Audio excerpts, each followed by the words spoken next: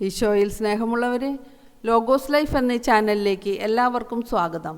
ഇന്നും നമുക്ക് ന്യായാധിപന്മാരുടെ പുസ്തകം 12-ാം അധ്യായത്തിലെ ചോദ്യങ്ങളും ഉത്തരങ്ങളും പഠിക്കാം. ചാനൽ സബ്സ്ക്രൈബ് ചെയ്യാതെ കാണുന്നവർ സബ്സ്ക്രൈബ് ചെയ്ത് സപ്പോർട്ട് ചെയ്യണേ. ലൈക്ക് ചെയ്തും കമൻറ്റ് ചെയ്തും പ്രോത്സാഹിപ്പിക്കണേ. ചോദ്യം 1. ആർക്കെതിരെ യുദ്ധത്തിനൊരുങ്ങിയാണ് എഫ്രായിംകാർ സഫോണിലേക്ക് ചെന്നത്? ജെഫ്തായ്ക്കെതിരെ. ചോദ്യം 2. ന്യായാധിപന്മാർ 12:1 അനുസരിച്ച് ആരാണ് യുദ്ധത്തിനൊരുങ്ങിയത്? എഫ്രായിംകാർ. ചോദ്യം 3. യുദ്ധത്തിനൊരുങ്ങിയ എഫ്രായിംകാർ എവിടേക്കാണ് ചെന്നത്? സഫോണിലേക്ക്. ചോദ്യം 4. അമ്മോന്യരോട് യുദ്ധം ചെയ്യാൻ നീ അതിർത്തി കടന്നപ്പോൾ നിന്നോടൊപ്പം വരാൻ ഞങ്ങളെ വിളിക്കാഞ്ഞതെന്തുകൊണ്ട്? ആര് ആരോട് പറഞ്ഞു? എഫ്രായിംകാർ ജെഫ്തായോട്. ചോദ്യം 5. എന്തു ചെയ്യാൻ നീ അതിർത്തി കടന്നപ്പോൾ നിന്നോടൊപ്പം വരാൻ ഞങ്ങളെ വിളിക്കാഞ്ഞതെന്തുകൊണ്ട് എന്നാണ് എഫ്രായിംകാർ ജെഫ്തായോട് ചോദിച്ചത്? അമ്മോന്യരോട് യുദ്ധം ചെയ്യാൻ. ചോദ്യം 6. നിന്നെയും നിന്റെ ഭവനത്തെയും ഞങ്ങൾ അഗ്നിക്കിരയാക്കും. ആര് ആരോട് പറഞ്ഞു? എഫ്രായിംകാർ ജെഫ്തായോട്. ചോദ്യം 7. ജെഫ്തായെയും അവൻ്റെ ഭവനത്തെയും എന്തു ചെയ്യും എന്നാണ് എഫ്രായിംകാർ പറഞ്ഞത്? അഗ്നിക്കിരയാക്കും. ചോദ്യം 8. ആരൊക്കെ അമ്മോന്യരുമായി വലിയ കലഹത്തിലായി എന്നാണ് ജെഫ്ത എഫ്രായിംകാരോട് പറയുന്നത്? ഞാനും എൻ്റെ ജനവും. ചോദ്യം 9. ജെഫ്ത അവരോട് പറഞ്ഞു, ഞാനും എൻ്റെ ജനവും അമ്മോന്യരുമായി ഡാഷ് കലഹത്തിലായി. പൂരിപ്പിക്കുക. വലിയ കലഹത്തിൽ. ചോദ്യം 10. ജെഫ്തായും അവൻ്റെ ജനവും വലിയ കലഹത്തിലായത് ആരുമായിട്ടാണ്? അമ്മോന്യരുമായി. ചോദ്യം 11. എപ്പോൾ അവരുടെ കൈകളിൽ നിന്ന് നിങ്ങൾ എന്നെ രക്ഷിച്ചില്ല എന്നാണ് ജെഫ്ത എഫ്രായിംകാരോട് പറഞ്ഞത്? ഞാൻ നിങ്ങളെ വിളിച്ചപ്പോൾ. ചോദ്യം 12. നിങ്ങളെന്നെ രക്ഷിക്കയില്ലെന്ന് കണ്ടപ്പോൾ ഞാൻ എന്തു ചെയ്തു എന്നാണ് ജെഫ്ത പറയുന്നത്? ഞാൻ എൻ്റെ ജീവൻ കയ്യിലെടുത്ത് അമ്മോന്യർക്കെതിരെ ചെന്നു. ചോദ്യം 13. ആര് അവരെ എൻ്റെ കയ്യിൽ ഏൽപ്പിച്ചു എന്നാണ് ജെഫ്ത പറയുന്നത്? കർത്താവ്. ചോദ്യം 14. കർത്താവ് അവരെ എൻ്റെ കയ്യിൽ ഏൽപ്പിക്കുകയും ചെയ്തു. ആരെ? ആരുടെ കയ്യിൽ? അമ്മോന്യരെ ജെഫ്തായുടെ കയ്യിൽ. ചോദ്യം 15. എന്നിട്ടിപ്പോൾ നിങ്ങൾ എനിക്കെതിരെ യുദ്ധം ചെയ്യാൻ വരുന്നോ? ആര് ആരോട് ചോദിച്ചു? ജെഫ്ത എഫ്രായിംകാരോട്. ചോദ്യം 16. ജെഫ്ത ആരെ ഒന്നിച്ചുകൂട്ടിയാണ് എഫ്രായിമിനോട് യുദ്ധം ചെയ്തത്? ഗിലെയാദുകാരെയെല്ലാം. ചോദ്യം 17. ജെഫ്ത ഗിലെയാദുകാരെയെല്ലാം ഒന്നിച്ചുകൂട്ടി ആരോടാണ് യുദ്ധം ചെയ്തത്? എഫ്രായിംകാരോട്. ചോദ്യം 18. ഗിലെയാദുകാർ എഫ്രായിംകാരെ തകർത്തു കളയാൻ കാരണമെന്ത്? ഗിലെയാദുകാർ എഫ്രായിമിൻ്റെയും മനാസയുടെയും ഇടയിൽ വെറും അഭയാർത്ഥികൾ ആണെന്ന് എഫ്രായിംകാർ പറഞ്ഞതുകൊണ്ട്. ചോദ്യം 19. ഗിലെയാദുകാർ എവിടെ വെറും അഭയാർത്ഥികളാണെന്നാണ് എഫ്രായിംകാർ പറഞ്ഞത്? എഫ്രായിമിൻ്റെയും മനാസയുടെയും ഇടയിൽ. ചോദ്യം 20. ഗിലെയാദുകാർ എഫ്രായിമിൻ്റെയും മനാസയുടെയും ഇടയിൽ ആരാണെന്നാണ് എഫ്രായിംകാർ പറഞ്ഞത്? വെറും അഭയാർത്ഥികളാണെന്ന്. ചോദ്യം 21. എഫ്രായിംകാരോട് എതിർത്ത് ഗിലെയാദുകാർ എന്താണ് പിടിച്ചെടുത്തത്? ജോർദാൻ്റെ കടവുകൾ. ചോദ്യം 22. ജോർദാൻ്റെ കടവുകൾ പിടിച്ചെടുത്തത് ആര്? ഗിലെയാദുകാർ. ചോദ്യം 23. ഗിലെയാദുകാർ ജോർദാൻ്റെ കടവുകൾ പിടിച്ചെടുത്തത് എങ്ങനെ? എഫ്രായിംകാരോട് എതിർത്ത്. ചോദ്യം 24. എഫ്രായിമിൽ നിന്ന് ഒരു അഭയാർത്ഥി എപ്പോഴെങ്കിലും ഓടിപ്പോകുമ്പോൾ എന്തു ചോദിച്ചാലാണ് നീ ഒരു എഫ്രായിംകാരനോ എന്ന് ഗിലെയാദുകാർ ചോദിക്കുക? അക്കരയ്ക്ക് പോയിക്കൊള്ളട്ടെ എന്ന്. ചോദ്യം 25. ആരോടാണ് നീ ഒരു എഫ്രായിംകാരനോ എന്ന് ഗിലെയാദുകാർ ചോദിക്കുന്നത്?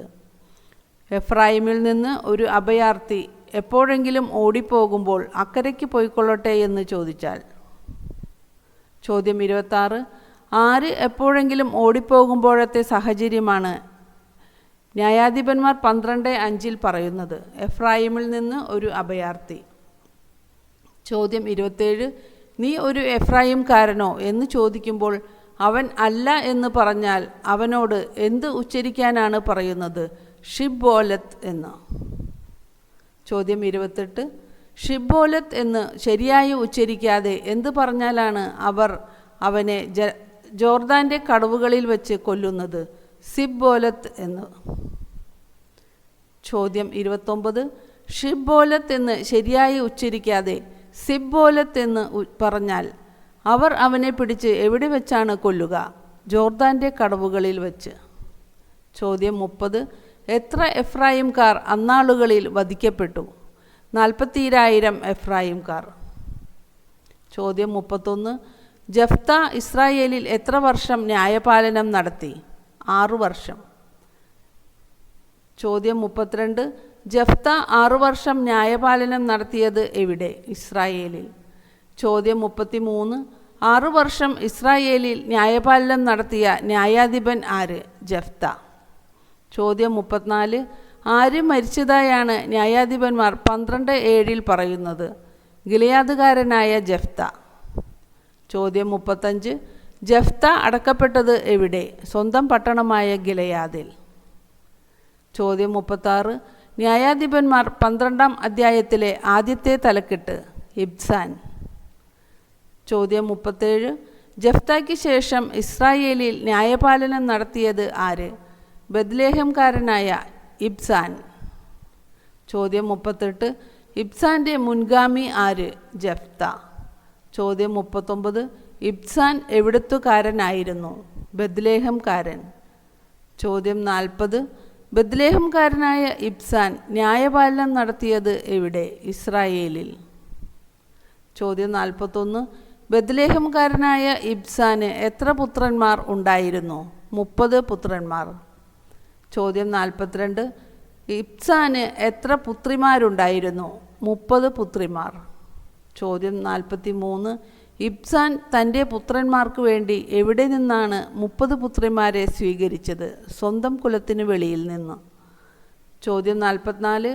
ഇബ്സാൻ തൻ്റെ പുത്രിമാരെ വിവാഹം കഴിച്ചു കൊടുത്തത് എവിടെയാണ്? സ്വന്തം കുലത്തിന് വെളിയിൽ. ചോദ്യം 45. ഇബ്സാൻ എത്ര വർഷം ഇസ്രായേലിൽ ന്യായപാലനം നടത്തി? 7 വർഷം.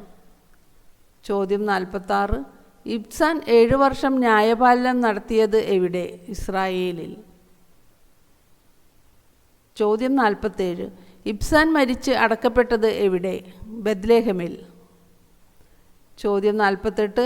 ബത്ലേഹമിൽ അടക്കപ്പെട്ട ന്യായാധിപൻ ആര്? ഇബ്സാൻ. ചോദ്യം 49. ഇബ്സാന് ശേഷം ഇസ്രായേലിൽ ന്യായപാലനം നടത്തിയത് ആര്? സെബുലൂൺകാരനായ ഏലോൻ. ചോദ്യം 50. സെബുലൂൺകാരനായ ഏലോൻ എത്ര വർഷം ന്യായപാലനം നടത്തി? 10 വർഷം. ചോദ്യം 51. ഇസ്രായേലിൽ 10 വർഷം ന്യായപാലനം നടത്തിയത് ആര്? ഏലോൻ. ചോദ്യം 52. ന്യായാധിപന്മാർ 12-12 അനുസരിച്ച് ആരാണ് മരിച്ചത്? ഏലോൻ. ചോദ്യം 53. ഏലോനെ സംസ്കരിച്ചത് എവിടെ? സെബുലൂൺ ദേശത്ത് അയ്യാലോണിൽ. ചോദ്യം 54. അയ്യാലോൺ സ്ഥിതി ചെയ്യുന്നത് എവിടെ? സെബുലൂൺ ദേശത്ത്. ചോദ്യം 55. സെബുലൂൺ ദേശത്ത് അയ്യാലോണിൽ സംസ്കരിക്കപ്പെട്ടത് ആര്? ഏലോൻ. ചോദ്യം 56. ഏലോന് ശേഷം ആരാണ് ഇസ്രായേലിൽ ന്യായാധിപനായത്? പിറതോന്യനായ ഹില്ലേലിൻ്റെ മകൻ അബ്ദോൻ. ചോദ്യം 57. അബ്ദോൻ ആരുടെ പിൻഗാമി ആയിരുന്നു? ഏലോൻ്റെ. ചോദ്യം 58. അബ്ദോൻ്റെ പിതാവ് ആര്? പിറതോന്യനായ ഹില്ലേൽ. ചോദ്യം 59. പിറതോന്യനായ ഹില്ലേലിൻ്റെ മകൻ ആര്? അബ്ദോൻ. ചോദ്യം 60. അബ്ദോന് എത്ര പുത്രന്മാർ ഉണ്ടായിരുന്നു? 40 പുത്രന്മാർ. ചോദ്യം 61. അബ്ദോന് എത്ര പൗത്രന്മാർ ഉണ്ടായിരുന്നു? 30. ചോദ്യം 62. അബ്ദോൻ്റെ പുത്രന്മാർക്കും പൗത്രന്മാർക്കും സഞ്ചരിക്കാൻ എന്താണ് ഉണ്ടായിരുന്നത്? 70 കഴുതകൾ. ചോദ്യം 63. അബ്ദോൻ എത്ര വർഷം ഇസ്രായേലിൽ ന്യായപാലനം നടത്തി? 8 വർഷം. ചോദ്യം 64. ന്യായാധിപന്മാർ 12:15 മരിച്ചു എന്ന് പറഞ്ഞിരിക്കുന്നത് ആരെക്കുറിച്ചാണ്? പിറതോന്യനായ ഹില്ലേലിൻ്റെ മകൻ അബ്ദോനെക്കുറിച്ച്. ചോദ്യം 65. അബ്ദോൻ സംസ്കരിക്കപ്പെട്ടത് എവിടെ? പിറദോനിൽ. ചോദ്യം 66. പിറദോൻ ഏത് ദേശത്താണ്? അമലേക്യരുടെ മലനാട്ടിൽ എഫ്രായിം ദേശത്ത്. ചോദ്യം 67. ന്യായാധിപന്മാർ 12-ാം അധ്യായത്തിൽ എത്ര ന്യായാധിപന്മാരെ കുറിച്ച് പറയുന്നുണ്ട്? ആരെല്ലാം? 4 ന്യായാധിപന്മാർ: ജഫ്ത, ഇബ്സാൻ, ഏലോൻ, അബ്ദോൻ. ഇത്രയുമാണ് 12-ാം അധ്യായത്തിലെ ചോദ്യങ്ങളും ഉത്തരങ്ങളും.